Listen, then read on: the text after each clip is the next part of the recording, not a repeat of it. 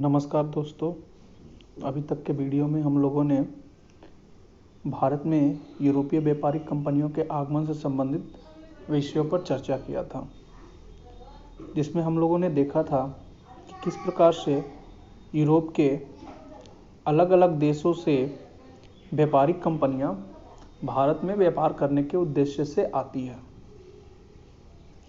जिसमें हम देखते हैं कि ब्रिटिशर्स यानी अंग्रेज समय के साथ बहुत ही ज़्यादा शक्तिशाली बनती जाती है और एक समय के बाद वो इतनी शक्तिशाली हो जाती है, प्रभावशाली हो जाती है कि वो भारतीय राज्यों में हस्तक्षेप करना प्रारंभ कर देती है। दोस्तों, प्रारंभ में जो व्यापार था वो कहीं ना कहीं भारत के पक्ष में था, क्योंकि विदेश से जो व्यापारी आ रहे थे वहां से यूरोप से सोने चांदी के सिक्के एवं रुपये पैसे लेकर के आ रहे थे और यहां से वस्तुएं लेकर के जा रहे थे, जिसके कारण उसे भारतीयों को बेहद मुनाफा हो रहा था। प्रारंभ में तो यूरोप वासियों को भी यह मुनाफा ही लगा, लेकिन धीरे धीरे उन्होंने जो बैलेंस ऑफ पेमेंट था वो शिफ्ट करने की कोशिश की अपने फेवर में। दोस्तों, तो वस्तुतः यह हुआ कि जो यूरोपीय जहाज भारत की ओर आते थे वो खाली आते थे और यहां से जब जाते थे तो भारतीय वस्तुओं से लदे हुए होते थे। तो इस क्रम में यूरोपीय लोगों ने कुछ ना कुछ भारत को भेजने की कोशिश की और भारत में बेचने की कोशिश की, ताकि बैलेंस ऑफ पेमेंट बरकरार रहे। इसी क्रम में हम एक व्यापक परिवर्तन देखते हैं जब इंग्लैंड में औद्योगिक क्रांति होती है। खैर दोस्तों, यह सब अलग ही एक टॉपिक है जिसके ऊपर हम बाद में विशेष चर्चा करेंगे। फिलहाल आज का टॉपिक पलासी का युद्ध है। पलासी के युद्ध को जानने से पूर्व हमें बंगाल की स्थिति को समझने की आवश्यकता होगी।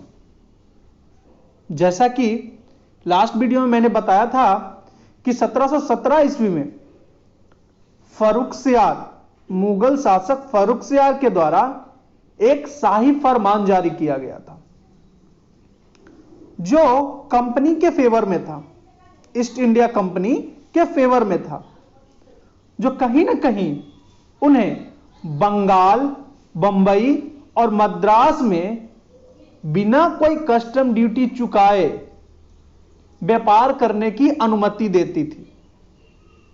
इस अनुमति के एवज में ब्रिटिश व्यापारिक कंपनियां फर्रुखसियार को एक निश्चित रकम सालाना दिया करती थी। साथ ही साथ फर्रुखसियार ब्रिटिशर्स को अपना खुद का सिक्का ढालने का अधिकार भी देता है। इसके साथ ही हम देखते हैं कि ब्रिटिशर्स को एक दस्तक जारी करने का अधिकार दिया जाता है। दोस्तों, पलासी के युद्ध की भूमिका में यह 1717 का जो फर्रुखसियार का जो सुनहरा फरमान है, यह सबसे महत्वपूर्ण भूमिका निभाता है। इसमें हम देखते हैं कि इसी फरमान के कारण उन्हें बिना कोई कस्टम ड्यूटी चुकाए व्यापार करने की अनुमति मिलती है, सिक्के ढालने की अनुमति मिलती है, साथ ही साथ एक दस्तक जारी करने की अनुमति मिलती है। दस्तक एक तरीके से पास था, एक गेटवे पास, जो अंग्रेज अपने व्यापारियों को जारी करते थे, जिसे दिखाकर कोई भी अंग्रेज व्यापारी बिना कोई टैक्स, कस्टम ड्यूटी दिए व्यापार कर सकता था। आगे के क्लास समय में हम देखते हैं कि यही दस्तक का अंग्रेज दुरुपयोग करने लगते हैं, जिसके कारण बंगाल के नवाबों को एहतियातन कुछ कदम उठाने पड़ते हैं। इस समय तक बंगाल एक अर्धस्वतशाही शासन था।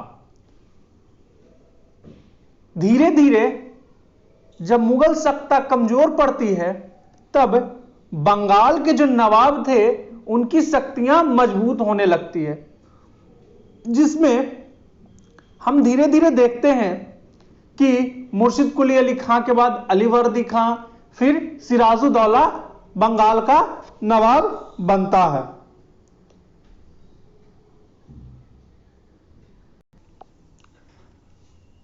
(1857) के स्वतंत्रता संग्राम के करीब 100 साल पहले 23 जून 1757 ईस्वी में ब्रिटिश ईस्ट इंडिया कंपनी और बंगाल के नवाब सिराजुद्दौला के बीच पलासी का युद्ध का परिणाम भारत में कई अंधकारमय काल रात्रियों की वजह बना।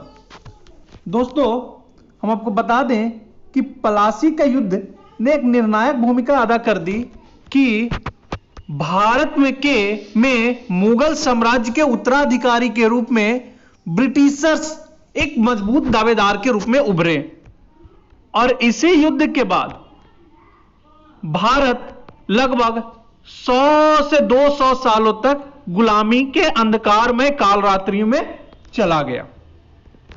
आपको बता दें कि पलासी का युद्ध मुर्शिदाबाद के दक्षिण के पास स्थित नादिया जिले की भागीरथी नदी के किनारे पलासी नामक स्थान पर लड़ा गया था। इस युद्ध में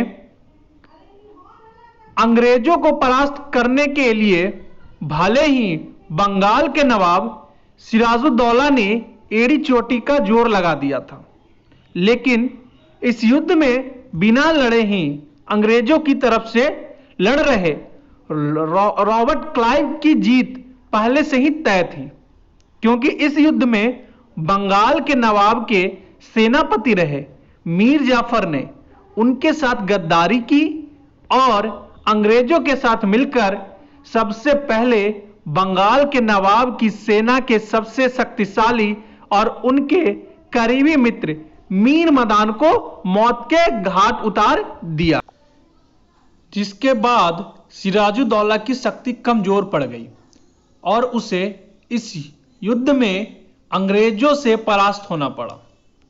और यहीं से भारत में दास्ता की उस काल की शुरुआत हुई जिसमें उसका जमकर आर्थिक और नैतिक पतन हुआ।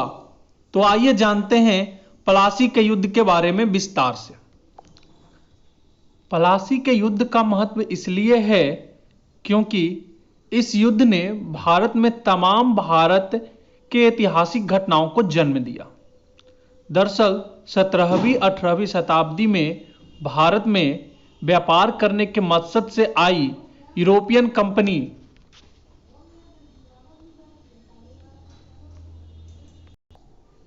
कंपनी ने अपने बढ़ते लालच के कारण भारत के कई हिस्सों पर अपना कब्जा करना शुरू कर दिया था।